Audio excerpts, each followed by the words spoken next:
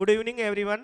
Focus coaching centre Nohar के digital channel पर मैं कपिल बुडानिया आपका हार्दिक अभिनंदन करता हूं। आज अपने बीएससी के सेमेस्टर थर्ड बॉटनी के बारे में जो सिलेबस लगा है 2024 के अंतर्गत उसके बारे में अपने चर्चा करेंगे। कुछ विद्यार्थियों के कमेंट मिले थे हमें कि सिलेबस में लास्ट जो सेकंड सेमेस्टर था उसकी तरह 2 बुक्स लगेगी, 2 पेपर होंगे या 1 पेपर होगा, क्या कंडीशन है।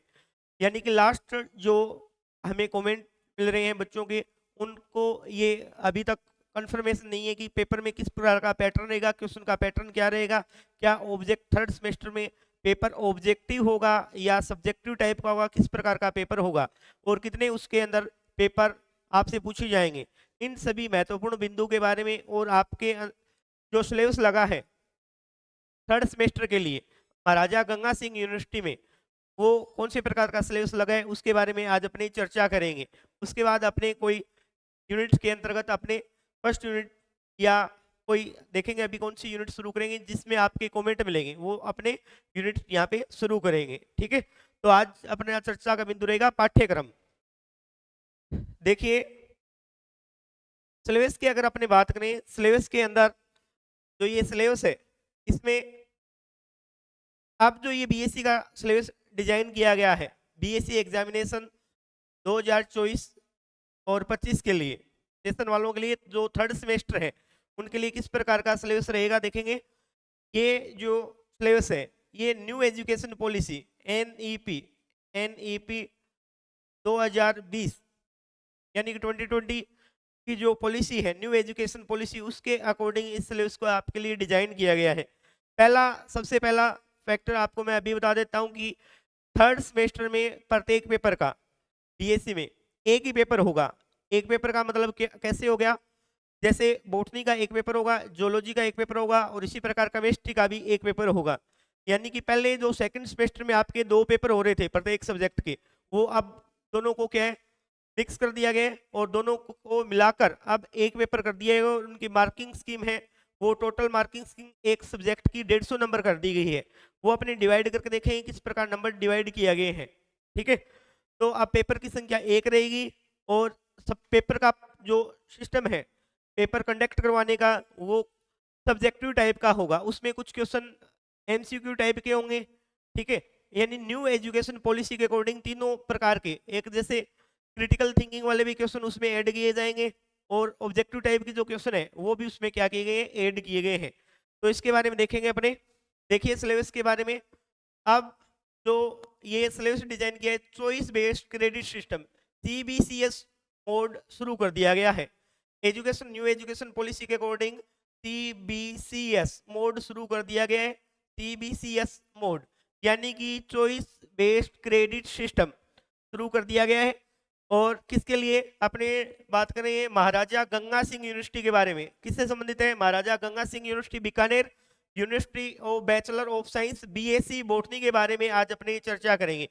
सेमेस्टर कौन सा, ये थर्ड सेमेस्टर है 2024-25 में जो सिलेबस लगेगा उसके बारे में देखेंगे।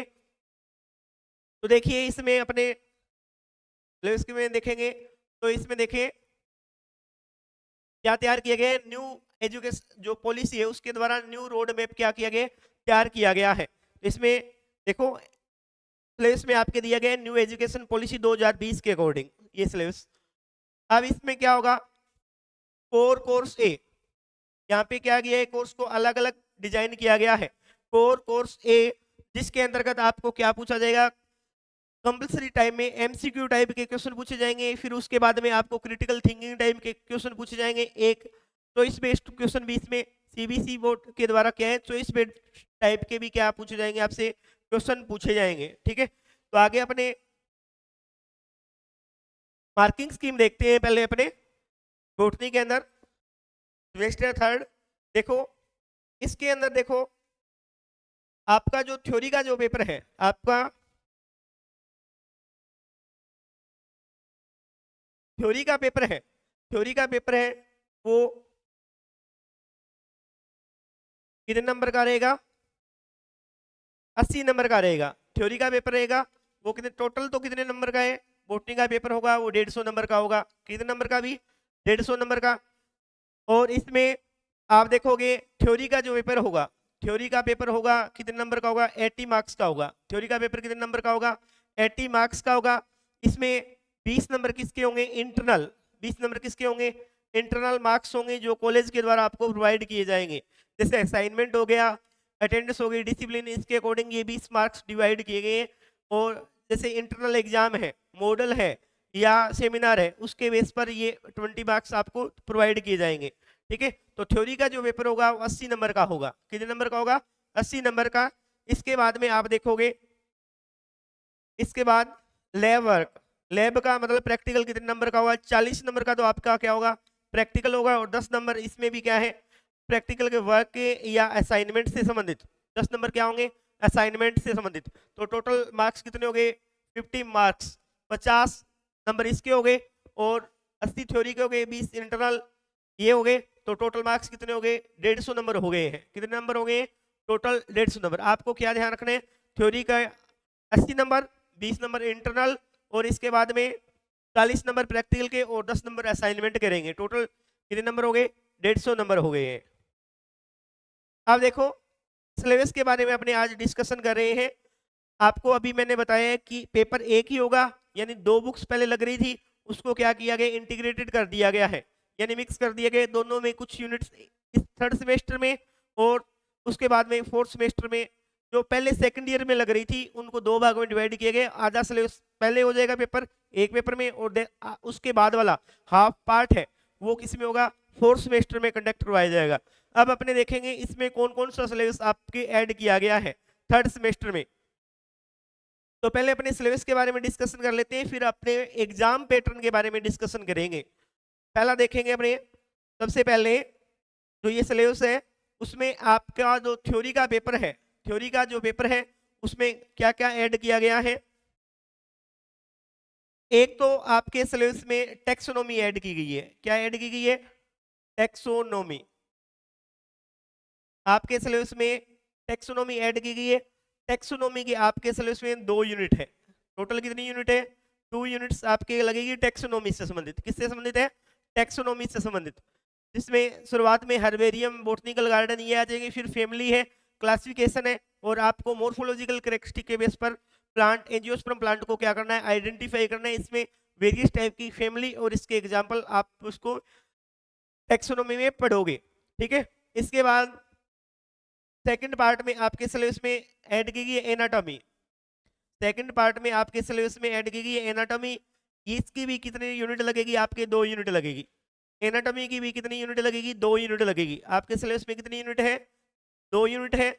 जिसमें आप पहले यूनिट में टिश्यू के बारे में पढ़ोगे, टिश्यू कितने टाइप के होते हैं, इसके टाइप्स और इनके फंक्शन के बारे में जानोगे। उसके बाद में टिश्यू सिस्टम के बारे में भी एनाटॉमिक फर्स्ट यूनिट में, और सेकंड यूनिट में आपके क्या लगेगा, प्लांट्स, एंजियोस्पर्म प्लांट में एनाटॉमिकल स्ट्रक्चर लगेगी, स्पेसिफिक टाइप की एनाटॉमिकल स्ट्रक्चर लगेगी। आगे अपने यूनिट्स में देख लेंगे। इसके बाद तीसरा पार्ट आपके लगेगा एम्ब्रियोलॉजी। तीसरा पार्ट कौन सा लगेगा, एम्ब्रियोलॉजी लगेगा। तीसरा पार्ट कौन सा लगेगा भी, एम्ब्रियोलॉजी। तीसरा पार्ट लगेगा एम्ब्रियोलॉजी। एम्ब्रियोलॉजी में क्या है, एम्ब्रियोलॉजी में भी प्लांट, और प्लांट में भी किसकी, एंजियोस्पर्म से संबंधित। एंजियोस्पर्म, एंजियोस्पर्म में रिप्रोडक्शन के बारे में, एंजियोस्पर्म में रिप्रोडक्शन के बारे में आप लोगों को जानना होगा। यानी कि एंजियोस्पर्म में क्या है, रिप्रोडक्शन, यानी कि प्लांट एम्ब्रियोलॉजी आपके 1 यूनिट प्लांट एम्ब्रियोलॉजी की दी गई है। जो पहले इसकी 3 यूनिट थी उनको क्या कर दिया गया, मिक्स करके 1 यूनिट बना दी गई है। इसी प्रकार एनाटॉमी की 3 यूनिट को मिक्स करके 2 यूनिट, टेक्सोनोमी की 3 यूनिट को मिक्स करके क्या बना दिया गया है, 2 यूनिट बना दी गई है। तो इसमें देखेंगे अपने, सबसे पहले चर्चा करेंगे फर्स्ट यूनिट के बारे में जो आपके सिलेबस में दी गई है। थ्योरी पेपर यूनिट फर्स्ट, इसके अंदर देखेंगे पहला पार्ट दिया गया आपके सिलेबस में टेक्सोनोमी।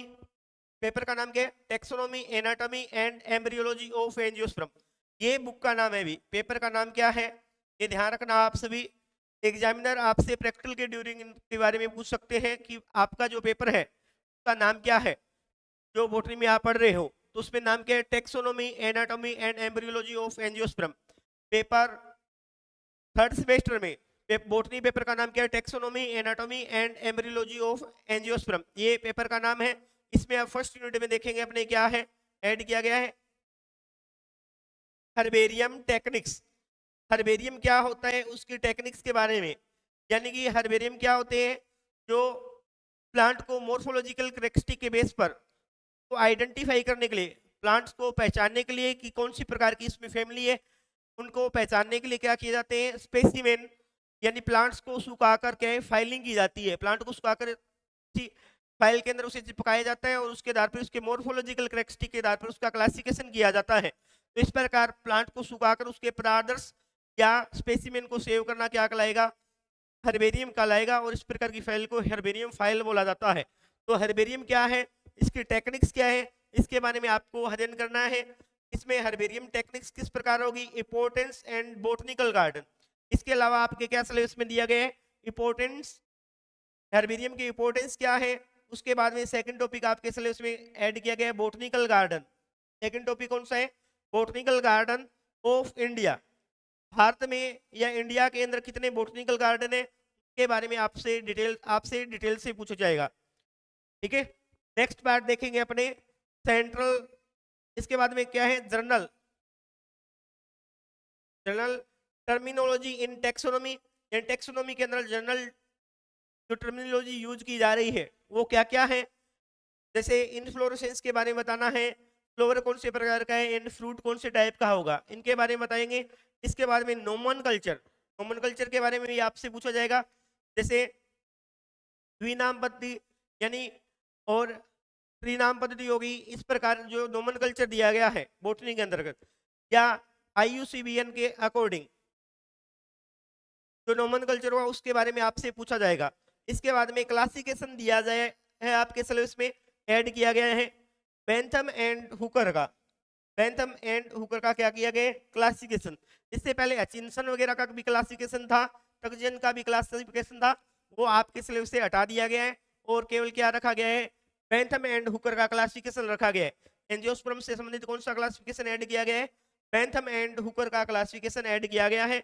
इसके बाद में आप जानोगे फ्लोरा क्या होते हैं, मोनोग्राफ क्या होते हैं, आइकॉन्स क्या होते हैं, और इसके बाद में टोटल फ्लोरा ऑफ राजस्थान यानी कि राजस्थान में जितने भी फ्लोरा है उनके बारे में एक्सप्लेन करना है। तो फर्स्ट यूनिट में आपने सिलेबस देखा होगा, इसमें आप हर्बेरियम के बारे में बताओगे, हर्बेरियम क्या होते हैं, इसमें कौन कौन सी टर्मिनोलॉजी यूज की जाती है, टर्म्स क्या आएगी, उनके बारे में जानना है। उसके बाद इंपोर्टेंस, भारत में इंपोर्टेंस जितने भी हर्बेरियम है उनके बारे में जानने, कितने उसमें स्पेसिमेन रखेंगे, कहाँ पर लोकेटेड है, और उनको मेंटेन करने वाले कौन साइंटिस्ट थे और उनके अध्यक्ष कौन रहे थे, ये सारी बातें आपको उसमें से मेंशन करनी है। इसके बाद बोटनिकल गार्डन, भारत में जितने भी बोटनिकल गार्डन है डिटेल से उनके बारे में बताना होगा इंडिया में, और टेक्सोनॉमी से संबंधित जितने भी टर्मिनोलॉजी है वो सारी इसी के अंदर आएगी, जिसमें इनफ्लोरेसेंस से संबंधित है, फ्लावर एंड फ्रूट से संबंधित है। इसके अलावा नोमेनकल्चर है, नोमेनकल्चर एंड क्लासिफिकेशन आपके दिया गया बेंथम हुकर का। इसके द्वारा किसका क्लासिफिकेशन दिया गया आप लोगों को, बेंथम हुकर का क्लासिफिकेशन दिया गया है, और इसी के अकॉर्डिंग बेंथम हुकर के क्लासिफिकेशन को ही फॉलो करते हुए आगे सेकंड यूनिट में आप क्या करोगे, टेक्सोनोमी करोगे भी, ये आप लोगों को ध्यान रखना है। अब इसके बाद में एंजियोस्पर्म में क्या है, फ्लोरा, मोनोग्राफ, फ्लोरा क्या होते हैं इनके बारे में जानना है, मोनोग्राफ के बारे में जानना है, और आइकॉन्स, और इसके बारे में प्रमुख राजस्थान में प्रेजेंट फ्लोरा के बारे में भी आपको अध्ययन करना है। ठीक है, तो ये फर्स्ट यूनिट में अपने इसके बारे में अध्ययन करेंगे। नेक्स्ट जो पार्ट है जो सेकंड यूनिट में, सेकंड यूनिट भी आपके किससे संबंधित है, टेक्सोनोमी से संबंधित है। किससे संबंधित होगी भी, टेक्सोनोमी से संबंधित। सेकंड यूनिट भी किससे संबंधित है, टेक्सोनोमी से संबंधित है। इस यूनिट में आप देख सकते हो एक तो क्या है, वेजिटेटिव फ्लोरा, टेक्सटिक and economic importance of flowering family. Vegetative flora, टेक्सटिक and economics importance of flowering family, यानी कि ये जो फैमिली दी गई है इनके बारे में आपको क्या है, इसमें करेक्टरिस्टिक को जानना है, इसका क्लासिफिकेशन करना है, और मोर्फोलॉजिकल करेक्टरिस्टिक के बेस पर फैमिली को क्या, प्लांट को क्या करना पड़ेगा, आपको आइडेंटिफाई करना पड़ेगा, और इनके करेक्टरिस्टिक जिसमें आप डायग्रामिकल फॉर्म में इसको आइडेंटिफाई करोगे। तो इसमें फैमिली कौन कौन सी है? पहली फैमिली आपके लग रही है केपेरिडिएसी। कौन सी फैमिली है? केपेरिडिएसी फैमिली है। सेकंड फैमिली आपकी फिबेसी। कौन सी है सेकंड फैमिली? फिबेसी है। मिमोसोइडिएसी, कैपिलियोडिएसी एंड पेपिलियोनिडेसी, ये क्या है आपकी फैमिली है। इसके बाद में थर्ड फैमिली आपके सिलेबस में ऐड की गई है कुकुरबिडेसी। तीसरी फैमिली ऐड की गई है कुकुरबिडेसी। और इसके बाद में फोर्थ फैमिली है अम्बेलिफेरी, जिसे एपीएससी के नाम से भी जाना जाता है। इसके बाद में फिफ्थ नंबर की जो फैमिली है जिसका नाम एस्ट्रेसी कंपोजिटी, एस्ट्रेसी या कंपोजिटी फैमिली है। इसके बाद में एपोसाइनेसी, एपोसाइनेसी। इसके बाद एस्क्लिपेडिएसी फैमिली लगेगी। उसके बाद में सोलेनेसी फैमिली है। और उसके बाद में यू4बीएसी फैमिली है। इसके बाद में 4बीएसी फैमिली है। इसके बाद में कौन सी फैमिली रहेगी? यू4बीएसी टाइप की फैमिली रहेगी। उसके बाद में ग्रेमिनी फैमिली है। उसके बाद में कौन सी फैमिली है? भी एक फैमिली और है ग्रेमिनी। कौन सी फैमिली है? ग्रेमिनी फैमिली है। भी 10 नंबर फैमिली है ग्रेमिनी। 10 नंबर फैमिली कौन सी है? Gramineae family. तो कौन कौन सी फैमिली है? केपेरिडिएसी, फिबेसी, कुकुरबिडेसी, एपीएसी, एस्ट्रेसी, एपोसाइनेसी, एस्क्लिविडेसी, सोलिनेसी और यूफोर्बिएसी एंड ग्रेमिनी फैमिली है। ये आपके इंपॉर्टेंस फैमिली है। इसमें आपको मॉर्फोलॉजिकल, इनके प्लांट्स को मॉर्फोलॉजिकल कैरेक्टरिस्टिक के आधार पर आइडेंटिफाई करोगे और बेंथम हुकर ने जो क्लासिफिकेशन दिया है उसको आप फॉलो करते हुए प्लांट्स को क्या करोगे? आइडेंटिफाई करोगे। ठीक है, जिसमें आप यूज करोगे फ्लावर का मॉर्फोलॉजिकल स्टेम हो गया, लीफ हो गया, इसकी मॉर्फोलॉजिकल स्ट्रक्चर को देखते हुए प्लांट्स को क्या करना है? आपको आइडेंटिफाई करना है। और उसके बाद में वेजिटेटिव कैरेक्टरिस्टिक के आधार पर और फ्लोरा के आधार पर इसमें आप आइडेंटिफाई करोगे। ठीक है, तो सेकंड यूनिट में इनकी फैमिली और इनके कुछ एग्जाम्पल, एक या दो एग्जाम्पल आपको दिए जाएंगे। और ये एग्जाम्पल जो जिस इन्वायरमेंट में आप रह रहे हो, जैसे अपने राजस्थान में रह रहे हैं तो राजस्थान में इस लोकेशन में पाए जाने वाले जो प्लांट है उसके एग्जाम्पल लेते हुए इसके रेफरेंस में आप क्या कर सकते हो? तो इजीली आइडेंटिफाई कर सकते हो। ठीक है, फैमिली के कैरेक्टरिस्टिक को जान सकते हो। इसके बाद में आपके सिलेबस में ऐड किया गया है एनाटॉमी, ऐड की गई है।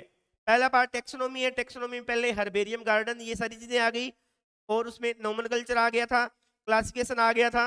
इसके बाद सेकंड यूनिट में आपके फैमिली दी गई है, उसके मेंबर्स दिए गए हैं। ठीक है, अब आगे वाली जो यूनिट है वो है आपके प्लांट एनाटॉमी की यूनिट है। कौन सी यूनिट है? Plant anatomy. यानी कि एनाटॉमी का मीनिंग क्या हो गया? देखो, जब आप टेक्सोनोमी पढ़ रहे हो तो वो केवल क्या है? पहले आप ध्यान रखोगे जब क्लासिफिकेशन दिया गया था वो मॉर्फोलॉजिकल कैरेक्टरिस्टिक के बेस पे दिया गया है, बाह्य संरचना के आधार पर। आप केवल आउटर कैरेक्टरिस्टिक को जानोगे, उसमें आउटर कैरेक्टरिस्टिक को देखोगे, उसके आधार पर उसकी फैमिली को आइडेंटिफाई करना है। अब तो आपने मॉर्फोलॉजिकल बाह्य संरचना जान ली है प्लांट की, एंजियोस्पर्म प्लांट की, तो उसके बाद में आप जानोगे उसके इंटरनल स्ट्रक्चर। जब आपने बाह्य स्ट्रक्चर, आउटर स्ट्रक्चर को जान लिया है तो उसके बाद में आप प्लांट की जानोगे इंटरनल स्ट्रक्चर। और जब प्लांट की इंटरनल स्ट्रक्चर को जानते हैं, यानी प्लांट की इंटरनल स्ट्रक्चर को जानते हैं, तो उसको क्या बोला जाता है? उसको बोला जाता है एनाटॉमी। जब किसी ऑर्गेनिज्म या जीव उसकी इंटरनल स्टडी करते हो, यानी सेक्शन कर उसके इंटरनल स्ट्रक्चर स्टडी करते हो, तो उसे एनाटॉमी कहा जाता है। अगर प्लांट की आप स्टडी कर रहे हो इंटरनल स्टडी, तो ये क्या कहलाएगी? प्लांट एनाटॉमी कहलाएगी। इंटरनल स्टडी ऑफ प्लांट क्या कहलाएगी? प्लांट एनाटॉमी कहलाएगी। यानी कि पादप की आंतरिक संरचना को जानना क्या कहलाएगा? प्लांट एनाटॉमी कहलाएगा। ठीक है, अभी इसके अंदर सिलेबस क्या क्या ऐड किया गया देखेंगे। पेरिस्टेमिक टिश्यू से विभज्योतक ऊतक बोला जाता है and various theory related to organisation of apical meristem, root and stem. देखो, पहले तो आपको बताना है, पहला जो पार्ट आपके सिलेबस में ऐड किया गया वो किया गया मेरिस्टेमिक। मेरिस्टेमिक जो टिश्यू है,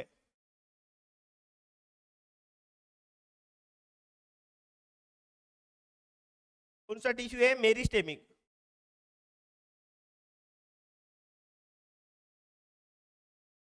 इस टिश्यू के बारे में आपको जानना है, कैसे इसके कैरेक्टरिस्टिक, डेफिनेशन, कैरेक्टरिस्टिक और इसमें क्या कैरेक्टरिस्टिक रहेंगे। और उसके बाद में इसके वेरियस क्या दिए गए, मॉडल दिए गए हैं। इसको समझाने के लिए क्या दिए गए हैं, इसको समझाने के लिए कुछ थ्योरीज दी गई है, उसके बारे में आपको जानना है। जैसे एपिकल सूट थ्योरी हो गई, ट्यूनिका कार्पस थ्योरी हो गई, ये बहुत सारी थ्योरी है। कॉर्पर केपे थ्योरी होगी। रूट व सूट को समझाने के लिए एपिकल पार्ट में, यानी ये कोई प्लांट है, इसमें एक तो ये क्या है, रूट। रूट वाले पार्ट्स में भी क्या प्रेजेंट है, मेरिस्टेमिक टिश्यू प्रेजेंट है। वाले पार्ट्स में भी क्या है, मेरिस्टेमिक टिश्यू प्रेजेंट है। तो इनके अंदर दोनों में क्या है, मेरिस्टेमिक टिश्यू है। तो इसमें रूट एंड शूट दोनों में जो मेरिस्टेमिक टिश्यू पाए जा रहे हैं, उसको समझाने के लिए कुछ थ्योरी दी गई है। उसको समझाने के लिए कुछ थ्योरी दी गई है, उसके बारे में भी आपको अध्ययन करना है। थ्योरी जैसे कॉर्पर केपे थ्योरी हो गई है, इसके अलावा हेबरलैंड थ्योरी हो गई, इसके अलावा आपके सिलेबस में ट्यूनिका कार्पस थ्योरी, ये सभी जो थ्योरी है, ठीक है। फ्रेंच कल का मत हो गया, ये सारे के सारे क्या है, एपिकल मेरिस्टेम को समझाने के लिए थ्योरी दी गई है, वो भी इसमें इंक्लूड की गई है। तो मेरिस्टेमिक क्या है, किस प्रकार का है, इसकी स्ट्रक्चर कैसी होगी, इसमें करेक्टरिस्टिक क्या होंगे इसके, इसके बाद इससे रिलेटेड थ्योरी, इसका ऑर्गेनाइजेशन, विन्यास किस प्रकार का पाया जाएगा, मेरिस्टेमिक टिश्यू का विन्यास किस प्रकार का पाया जाता है, इससे संबंधित यहाँ पे क्या दिया गया है आपके सिलेबस में, वेरियस थ्योरी दी गई है। एपिकल मेरिस्टेम क्योंकि शीर्ष वाले पार्ट पे पाया जाता है, एपिकल पार्ट में पाया जाएगा, इसलिए से क्या बोला जाता है, मेरिस्टेमिक टिश्यू या एपिकल टिश्यू के नाम से भी जाना जाएगा। रूट एंड शूट दोनों से संबंधित आप इस थ्योरी को पढ़ना है, ठीक है। पहला पार्ट ये है। इसके बाद में आपके सिलेबस में सेकंड टॉपिक ऐड किया गया है एनाटॉमी में, simple and complex tissue, simple and complex permanent tissue. Simple and complex permanent tissue आपके ऐड किए गए हैं सिलेबस में। Simple and permanent tissue, simple tissue प्रकार कौन से होते हैं, जिनकी नेचर क्या होती है, होमोजीनियस टाइप की नेचर होती है। कौन सी नेचर होगी, होमोजीनियस टाइप की नेचर। और कॉम्प्लेक्स टाइप के टिश्यू क्या होंगे, नेचर क्या होती है, हेटेरोजीनियस टाइप की नेचर होगी। तो इन दोनों की स्ट्रक्चर, इनके टाइप्स के बारे में पढ़ोगे, इनकी स्ट्रक्चर, इनके टाइप्स कितने टाइप के उसके बारे में देखोगे, इनके फंक्शन भी जानने हैं आपको। और इसके बाद में नेक्स्ट टिश्यू होगा सिक्रेटरी टिश्यू, यानी 17वीं प्रकार का ऊतक। और इसमें टिश्यू सिस्टम के बारे में जानोगे। इसके साथ में इसमें क्या जानोगे, टिश्यू सिस्टम का बारे में। जैसे एपिडर्मल टिश्यू सिस्टम जो आपने 12th में पढ़ के 11th में लगता था, आपके एनाटॉमिकल पार्ट में कहाँ पे लगता था, 11th क्लास में एनाटॉमी में लगता था, जिसमें आपने टिश्यू सिस्टम पढ़ा है। जैसे एपिडर्मल टिश्यू सिस्टम हो गया, और ग्राउंड टिश्यू सिस्टम हो गया, वेस्कुलर टिश्यू सिस्टम हो गया। इन सभी टिश्यू सिस्टम के बारे में आप डिटेल से क्या करोगे, यहाँ पर स्टडी करनी होगी। इसके बाद में आपके सिलेबस में क्या ऐड किया गया, primary internal structure of root. इसके बाद में प्राइमरी इंटरनल यानी इंटरनल स्ट्रक्चर में क्या है, primary internal structure of root. और उसके बाद में रूट के बाद में स्टेम एंड लीव्स, यानी पत्तियों और तना तथा जड़ की संरचना के बारे में आप अध्ययन करना है। रूट, स्टेम एंड लीफ, ये क्या है, प्राइमरी इंटरनल स्ट्रक्चर होगी भी। स्ट्रक्चर ऑफ लीफ, इसके बाद में आप अध्ययन करोगे स्ट्रक्चर ऑफ लीफ, लीफ के बारे में स्टडी करनी है। इसमें भी क्या है, जैसे एपिडर्मिस हो गई, इसके बाद में ट्राइकोम्स हो गए एंड स्टोमा। एपिडर्मिस किस में कन्वर्ट होती है, विशेष प्रकार की स्ट्रक्चर में क्या हो जाएगी, चेंज हो जाएगी। और चेंज होने के बाद जैसे ट्राइकोम स्ट्रक्चर है, इनके बारे में जानोगे। ट्राइकोम के बाद लीफ में कौन सी स्ट्रक्चर जानोगे, एपिडर्मल के बारे में ट्राइकोम्स, और उसमें लीफ में प्रेजेंट स्टोमेटा और इसके टाइप्स के बारे में जानोगे। इसके बाद में आपके यूनिट 4 में सिलेबस ऐड किया गया है, वो भी किससे संबंधित है, एनाटॉमी से संबंधित है। प्राइमरी स्ट्रक्चर को आपने पहले वाले यूनिट्स में अध्ययन करना है। इसके बाद यूनिट 4 में आप पढ़ोगे normal secondary growth in dicot, root and stem. अब प्राइमरी ग्रोथ के बारे में आपने पढ़ लिया है, प्राइमरी स्ट्रक्चर के बारे में पढ़ लिया है। अब आपके जो 4th यूनिट है, इसमें कौन सी पार्ट ऐड किया गया है, normal secondary growth in dicot, root and stem. Dicot, root and stem. आप ध्यान रखोगे सेकेंडरी ग्रोथ के बारे में बताना है। किसके बारे में बताना है आपको, सेकेंडरी ग्रोथ के बारे में बताना है। यहाँ पर ये ध्यान रखना है, डाइकोट प्लांट में सेकेंडरी ग्रोथ किस प्रकार होती है, और रूट व स्टेम में क्या क्या स्ट्रक्चर बनती है, उनके बारे में आपको यहाँ पर बताना होगा। इसके बाद में आप बताओगे पेरिड्रम क्या होगा। इसके बाद कोरक के बारे में बताओगे। कोरक के बाद में हर्टवुड के बारे में बताना है, हर्टवुड। इसके बाद में सेपवुड। इसके बाद में टाइलोसिस। इसके बाद में आप बताओगे टाइलोसिस क्या होती है। इसके बाद में आप बताओगे अनवल रिंग। इसके बाद में आप क्या बताओगे, एनुअल रिंग के बारे में बताओगे। किसके बारे में बताना है आप लोगों को, एनुअल रिंग के बारे में बताना है, ठीक है। वार्षिक वलय जिसे कहा जाता है, ये क्या कहा जाता है, वार्षिक वलय कहा जाता है, ठीक है। इसके बाद में आप anomalous secondary growth in root, anomalous secondary growth in root and stem, anomalous secondary growth के बारे में बताओगे रूट एंड स्टेम में, यानी कि anomalous secondary growth in root and stem. Origin of lateral root के बारे में भी आपको बताना है, यानी कि रूट की जो लेटरल पार्श्व मूलों की जो अतिवृद्धि होती है उनके बारे में भी आप लोगों को बताना होगा। यानी लेटरल रूट है उनका ओरिजिन किस प्रकार होगा, उत्पत्ति किस प्रकार होगी, उनके बारे में भी आप लोगों को यहाँ पर बताना होगा। इसके बाद में प्राइमरी एलोमोलस स्ट्रक्चर, इसके पहले क्या बताया आपने, एलोमोलस स्ट्रक्चर ग्रोथ के बारे में बताया। इसके बाद में primary anomalous structure, stems and root, stem and root के अंदर प्राइमरी एलामोलस स्ट्रक्चर के बारे में बताना है। प्राइमरी एलामोलस स्ट्रक्चर के बारे में बताना है, किसमें बताना है, एंजियोस्पर्म प्लांट में। और एंजियोस्पर्म प्लांट में भी किसमें, शूट एंड रूट, यानी शूट एंड किसमें बताना है, रूट वाले पार्ट्स में आपको ये बताना है। इसके बाद में विन्यास किस प्रकार होगा, लीफ का अरेंजमेंट किस प्रकार होगा, उसके बारे में आप लोगों को बताना होगा। इसके बारे में लीफ का अरेंजमेंट यानी विन्यास किस प्रकार का है, ओरिजिन में प्लांट्स में कुछ इस प्रकार लीफ का अरेंजमेंट किस प्रकार होता है, कुछ में इस प्रकार आमने सामने होता है इस प्रकार, कुछ में अल्टरनेट सीक्वेंस में क्या पाई जाती है, लीफ पाई जाती है। इस प्रकार किस प्रकार का इसमें विन्यास होगा उसके बारे में आप जानोगे, इसके बारे में आप लोगों को यहाँ जानना होगा। यानी कि क्या होगा, विन्यास किस प्रकार का होगा। इसके बाद में आप देखोगे नेक्स्ट पार्ट एम्ब्रियोलॉजी से संबंधित है। नेक्स्ट पार्ट है 5th यूनिट का जो पार्ट है वो किससे संबंधित है, एम्ब्रियोलॉजी से संबंधित रहेगा। किससे संबंधित है, एम्ब्रियोलॉजी। और एम्ब्रियोलॉजी यानी प्लांट रिप्रोडक्शन, क्या बोल सकते हैं इसे, plants reproduction in angiosperm plant, यानी कि क्या बोल सकते हो, reproduction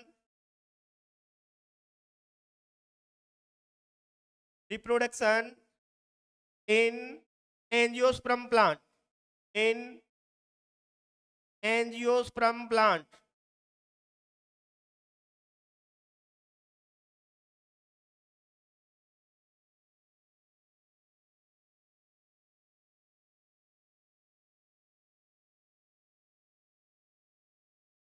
in angiosperm plant, reproduction in angiosperm plant, या इसे क्या बोला जाएगा, एम्ब्रियोलॉजी, प्लांट एम्ब्रियोलॉजी, एम्ब्रियोलॉजी, ठीक है।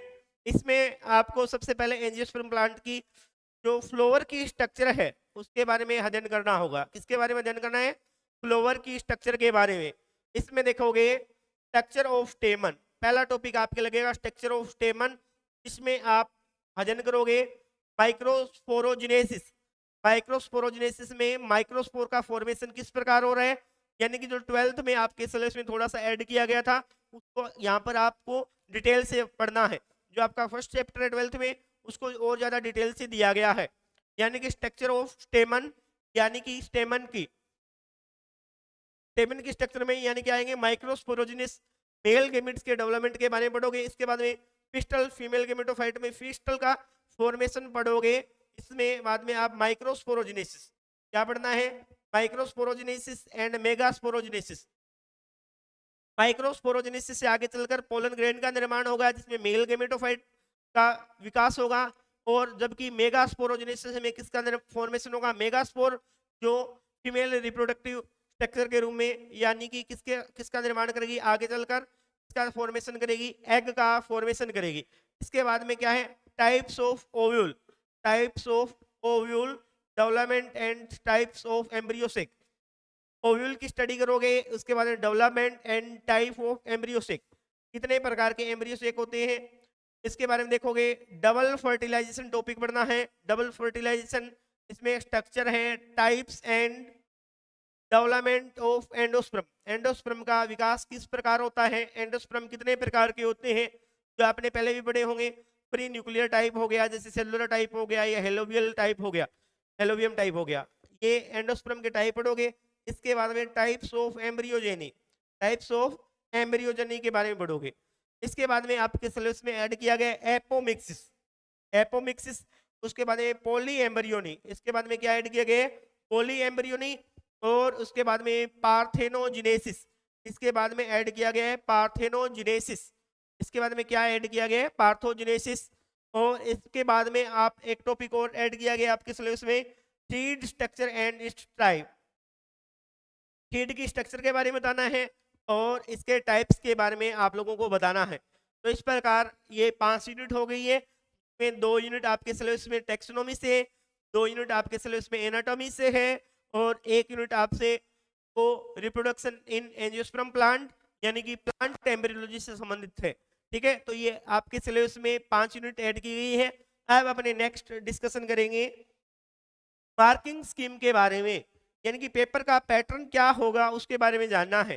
पेपर का पैटर्न क्या हो गया, अभी मैंने आपको जब क्लास शुरू की थी तब बताया था, न्यू एजुकेशन बेस यानी कि एनईपी 2020 ये शुरू हो गई है यूनिवर्सिटी लेवल पर हायर एजुकेशन में भी।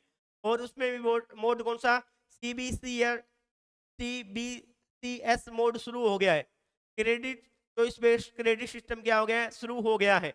तो इसके अंदर आपको थ्योरी के बारे में अपने बात कर रहे थे, तो थ्योरी के अंदर कितने नंबर का पेपर है, मार्किंग स्कीम। अब पेपर में किस प्रकार का पेपर रहेगा, उसमें मार्किंग किस प्रकार होगी, वो सारी बारे में अपने जानते हैं, सारी चीजें देखते हैं। तो थ्योरी कोर्स है, थ्योरी का कोर्स है, मार्किंग स्कीम देख रहे हैं अपने। थ्योरी का कोर्स में देखेंगे 5 यूनिट ऐड की गई। अभी अपने सिलेबस के बारे में डिस्कशन कर लिए कि एक पेपर होगा और उसमें कितनी यूनिट है आपके सिलेबस में, 5 यूनिट है। यहाँ पे कितनी यूनिट है, 5 यूनिट है। और इसमें क्वेश्चन का पेपर होगा, इसमें कितने सेक्शन दिए गए, पेपर में 3 सेक्शन दिए जाएंगे। कितने सेक्शन दिए जाएंगे, 3 सेक्शन। ये देखिए यहाँ पे कितने सेक्शन दिए गए, 3 सेक्शन। इसके नाम सेक्शन ए, सेक्शन बी और सेक्शन सी रहेंगे। अब देखेंगे इसमें पहला सेक्शन ए देखना है। सेक्शन ए जो कितने नंबर का है, बॉटनी में 10 नंबर का, जूलॉजी में हालांकि ये 15 नंबर का हो सकता है। तो बॉटनी के लिए अपने यहाँ पर सिलेबस जो ऐड किया गया सेक्शन ए का 10 नंबर का रहेगा। कितने नंबर का रहेगा, 10 नंबर का, 10 मार्क्स का। इसमें देखेंगे सेक्शन ए में सेल कंटेन 10 क्वेश्चन, 2 फॉर्म, कितनी फॉर्म में होंगे क्वेश्चन का पेपर। ये ध्यान रखना भी, ये नई चीज ऐड की गई है, पहले वाले पेपर में कभी ऐड नहीं की गई थी। पहले ये जैसे पैटर्न राजस्थान यूनिवर्सिटी में जो है सेम वही पैटर्न यहाँ पे डाला गया है। इसमें देखेंगे सबसे पहले देखेंगे ये जो सेक्शन ए है के टाइप कितने होंगे, 2 टाइप्स होंगे। कितने टाइप है, 2 टाइप्स के क्वेश्चन आपसे पूछे जाएंगे। ईच यूनिट से 2 क्वेश्चन, यानी 5 यूनिट है तो 1 यूनिट से कितने क्वेश्चन होंगे, 2 क्वेश्चन होंगे, 2 क्वेश्चन होंगे 1 यूनिट से। ठीक है, each question shall be of 1 marks. प्रत्येक क्वेश्चन कितने नंबर का होगा, 1 नंबर का होगा। कितने मार्क्स का होगा, 1 मार्क्स का होगा। अब इसमें ध्यान देने वाली बात है, सेक्शन जो ए है उसमें क्वेश्चन ध्यान से सुनोगे, क्वेश्चन नंबर फर्स्ट से 5, फर्स्ट टू 5, ये जो क्वेश्चन होगा 1 से 5 नंबर तक क्वेश्चन होगा MCQ base, multi choice, MCQ base choice, यानी मल्टी चॉइस बेस्ड क्वेश्चन होंगे। एमसीक्यू टाइप के क्या होंगे, क्वेश्चन होंगे। कौन से टाइप के क्वेश्चन होंगे, एमसीक्यू टाइप के क्या होंगे, यहाँ पर टाइप के क्वेश्चन है, एमसीक्यू टाइप के। एमसीक्यू टाइप के क्या है, क्वेश्चन यहाँ पे ऐड किए गए हैं, यानी 1 से लेकर 5 क्वेश्चन एमसीक्यू बेस्ड।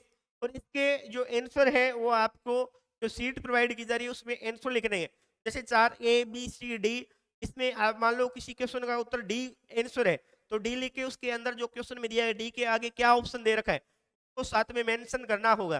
तो इस प्रकार सीट में ही आपको इनके आंसर लिखने होंगे। तो 5 क्वेश्चन होंगे एमसीक्यू बेस्ड क्वेश्चन होंगे। अब क्वेश्चन नंबर 6 से लेकर इसके बाद में क्वेश्चन नंबर 6 से लेकर 10 तक, क्वेश्चन नंबर 6 से लेकर 10 तक क्या होंगे, fill in the blank question होंगे। फिल इन द ब्लैंक यानी रिक्त स्थानों की पूर्ति करने वाले क्वेश्चन होंगे। फिल इन द ब्लैंक कितने नंबर क्वेश्चन से लेकर अपने 6 से लेकर 10 तक 6 to 10 क्वेश्चन होंगे, वो कौन सी टाइप होंगे? फिल इन द ब्लैंक, रिक्त स्थानों की पूर्ति करने वाले क्वेश्चन होंगे। ये दोनों ही पैटर्न अब की बार नए ऐड किए गए हैं, तो इसको आप ध्यानपूर्वक पढ़ें। इसी प्रकार के क्वेश्चन को आपको जो पैटर्न है पढ़ने का, जो पैटर्न है उसको चेंज करना होगा आप लोगों को, क्योंकि इसमें फिल इन द ब्लैंक वाले क्वेश्चन है और इसी के साथ में एमसीक्यू टाइप के भी क्वेश्चन ऐड किए गए हैं। ठीक है, तो ये आप लोगों को ध्यान रखना है। तो ईच क्वेश्चन कितने नंबर का है? 1 मार्क्स का है, तो 10 है, तो कितने होंगे? 10 मार्क का क्या हो गया? ये पेपर हो जाएगा 10 नंबर का। ठीक है, सेक्शन ए। इसके बाद हाँ एक चीज और ध्यान रखना, सेक्शन ए था वो कंपलसरी टाइप का था, यानी सभी क्वेश्चन उसमें करने जरूरी है, आवश्यक है। 10 के 10 क्वेश्चन दिए होंगे, 10 के 10 आपको क्वेश्चन करने होंगे। इसके बाद section B. Section B, section B में मार्क्स कितने रहेंगे, नंबर कितने रहेंगे? 25 नंबर का क्वेश्चन हो पेपर होगा। ये पेपर में कितने नंबर का होगा? 25 नंबर का। और इसमें क्या होंगे? 5 क्वेश्चन दिए होंगे, 5 क्वेश्चन दिए होंगे और प्रत्येक क्वेश्चन कितने नंबर का है? 5 नंबर का है। और इसमें टोटल कितने हो जाएंगे? 25 मार्क्स हो जाएंगे। कितने मार्क्स हो जाएंगे? 25 मार्क्स हो जाएंगे। कितने मार्क्स हो जाएंगे? 25 मार्क्स हो जाएंगे भी। इसमें देखेंगे cell content 5 question, cell content 5 question from each unit with internal choice. इसमें ध्यान देना है आप लोगों को। इसमें क्या होगा? सेक्शन बी में, सेक्शन बी में आप ये चीज ध्यान रखना है आप लोगों को। एक तो क्या होगा सेक्शन बी में? इंटरनल चॉइस क्वेश्चन होगी। मान लो एक क्वेश्चन है, एक क्वेश्चन दिया जा रहा है, इसमें मान लो 10 नंबर के बाद में क्या है? सेक्शन बी का पहला क्वेश्चन है, पहला क्वेश्चन है, तो इसके कितने भाग होंगे? 2 भाग होंगे। एक क्वेश्चन यहाँ जाएगा, फिर दूसरा क्या होगा? एक क्वेश्चन यहाँ। इन दोनों क्वेश्चन में से आपको एक सिलेक्ट करना है, कोई एक सिलेक्ट करना। इसे क्या बोलते हैं? Internal choice. इंटरनल चॉइस होगी, दोनों में से कोई एक सिलेक्ट करना है, दोनों में से एक का आंसर आपको लिखना होगा। और कितने मार्क्स का होगा क्वेश्चन? 5 मार्क्स का होगा। 5 मार्क्स का यहाँ पे क्या है? 5 अंक आपको देके जाएगा ये। और टोटल कितने हो जाएंगे? सभी क्वेश्चन करने जरूरी है, तो टोटल कितने मार्क्स के हो जाएंगे? 25। आपको ये ध्यान रखना है कि आएगा कैसा? इंटरनल चॉइस बेस्ड क्वेश्चन आएगा। ऑप्शन दिया होगा it question shall be 5 marks, the candidate is required to answer all 5 question. सभी 5 क्वेश्चन के आंसर देना आपको जरूरी है। इसके साथ एक चीज और ऐड की गई है, answer should not exceed 150 words, यानी कितने शब्दों में उत्तर देना होगा? 150 शब्दों में इसका आंसर आपको देना होगा। इससे ज्यादा आंसर लेंथी नहीं लिख सकते आप। तो आपकी लिमिट कितनी होगी क्वेश्चन में? 150 शब्दों की। ठीक है, 150 की। ठीक है, इसके बाद सेक्शन सी आता है। सेक्शन सी में मार्किंग स्कीम देखो। अपना जो सेक्शन सी है इसमें आपको क्वेश्चन दिए जाएंगे 5। कितने क्वेश्चन दिए जाएंगे? 5 क्वेश्चन होंगे। और 5 क्वेश्चन में आपको ओनली 3 क्वेश्चन करने हैं। कितने क्वेश्चन करने हैं? 3 क्वेश्चन करने हैं। 5 क्वेश्चन में आप सिलेक्ट कर सकते हो, 5 में से केवल 3 क्वेश्चन करने आवश्यक है। इन 3 क्वेश्चन ही आपको करने होंगे। और प्रत्येक क्वेश्चन है वो 15 नंबर का है। कितने नंबर का होगा? 15 नंबर का। और टोटल फिर 3 क्वेश्चन करने होंगे, तो टोटल मार्क्स कितने हो जाएंगे? 45 मार्क्स हो जाएंगे। कितने मार्क्स हो जाएंगे? 45 मार्क्स हो जाएंगे। और इसमें जो शब्दों की सीमा है, शब्दों की जो सीमा दी गई है वो कितनी लिख सकते हो आप? कितने शब्दों तक? 400 शब्दों तक आप लिख सकते हो। और 400 शब्दों में ही क्या है, एक इसमें ये ध्यान रखोगे, ये शब्द है इसमें डायग्रामिकल और लीनियर फॉर्म इंक्लूड नहीं की गई है। आप डायग्राम बना रहे हो और जो चार्ट बना रहे हो, फ्लो चार्ट जो बना रहे हो, इसके अलावा आप कितने शब्द ऐड कर सकते हो? 400 शब्दों को ऐड कर सकते हो। ठीक है, इससे ज्यादा नहीं करना। तो देखेंगे cell content 5 question 1 from each unit. एक चीज और ध्यान रखना है, प्रत्येक यूनिट से 5 यूनिट पढ़ी है आपने, देखा है, पढ़नी होगी आप लोगों को। में से प्रत्येक यूनिट में एक क्वेश्चन आपको सोल्व करना है। एक क्वेश्चन उसमें से आएगा और एक क्वेश्चन सोल्व करते हुए आपको 5 में से कितने? 3 क्वेश्चन ही सोल्व करने होंगे। प्रत्येक यूनिट से कितने क्वेश्चन आएंगे? प्रत्येक यूनिट से एक क्वेश्चन आएगा। उनमें से आप क्या होगा, पांचों में से कोई 3 यूनिट के एक एक क्वेश्चन आपको क्या करने होंगे, सोल्व करने होंगे। ईच क्वेश्चन सेल बी कितने नंबर का होगा? 15 मार्क्स का होगा। कितने नंबर का होगा? 15 मार्क्स का, यानी 15 नंबर का एक क्वेश्चन होगा। The candidate is required to answer any 3 question. कितने क्वेश्चन के? 5 में से केवल 3 क्वेश्चन के उत्तर देने होंगे।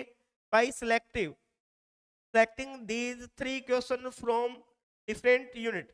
अलग अलग यूनिट से 3 क्वेश्चन आपको क्या करने होंगे? सिलेक्ट करने होंगे।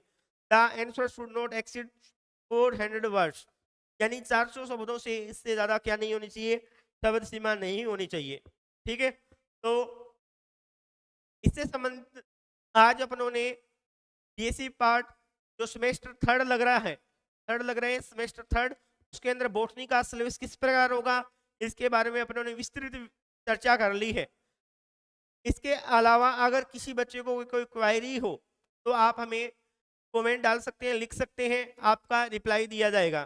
ठीक है, तो आगे अपने इसी प्रकार इसमें से कोई टॉपिक सेलेक्ट करेंगे तो आगे अपने यूट्यूब पे या ऐप पे की क्लासेस डालेंगे। अब नेक्स्ट टाइप अपने देखेंगे एम्ब्रियोलॉजी के बारे में। नेक्स्ट जो लेक्चर आने वाला है वो फर्स्ट लेक्चर होगा एम्ब्रियोलॉजी से संबंधित। और अगर आपको इसके अलावा कोई और यूनिट पढ़नी है तो कमेंट बॉक्स में आप कमेंट लिख सकते हो। इसके अलावा हमारे यहाँ पर फोकस कोचिंग सेंटर नौर के अंदर ऑनलाइन व ऑफलाइन दोनों फॉर्म में ही क्या है, बैच शुरू हो रखे हैं। अगर किसी को इनके बारे में और अधिक जानकारी चाहिए या ज्वाइन करना है तो इस पे दिए गए कॉन्टेक्ट नंबर पर, डिस्क्रिप्शन बॉक्स में कॉन्टेक्ट नंबर दे दिए जाएंगे, उस पर आप क्या कर सकते हैं ना, कॉल कर सकते हो। और अधिक जानकारी के लिए आप वेबसाइट और या फिर ऐप पर विजिट कर सकते हो। इसमें आपको वेरियस टाइप के एकेडमिक कोर्स ग्रेजुएशन से संबंधित, जिसमें बीएससी में मैथ, फिजिक्स, बॉटनी, जियोलॉजी, इन सभी के आपको कोर्स सेमेस्टर के अकॉर्डिंग दिए जा रहे हैं।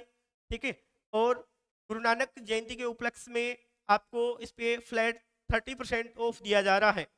गुरु नानक जयंती की उपलक्ष्य में एक बार वापस सुन लीजिए, गुरु नानक जयंती के उपलक्ष्य में आपको बीएससी का जो ये सिलेबस है ऐप पर 30% का ऑफ दिया जा रहा है। तो आप विजिट कर सकते हैं ऑनलाइन व ऑफलाइन कोचिंग दोनों के अंदर। ऑफलाइन में जा सकते हैं और ऑनलाइन के अंदर भी जा सकते हैं। इसके बाद में अगर फिर भी आपको कोई क्वेरी हो तो आप दिए गए डिस्क्रिप्शन बॉक्स में जो कॉन्टेक्ट नंबर दिए गए हैं उस पर कॉल कर सकते हो। ये जो नंबर दिए गए हैं ये कोचिंग्स के ही नंबर यहाँ पे ऐड किए गए हैं। अगर आपको और कोई क्वेरी चाहिए तो कमेंट में लिख सकते हो।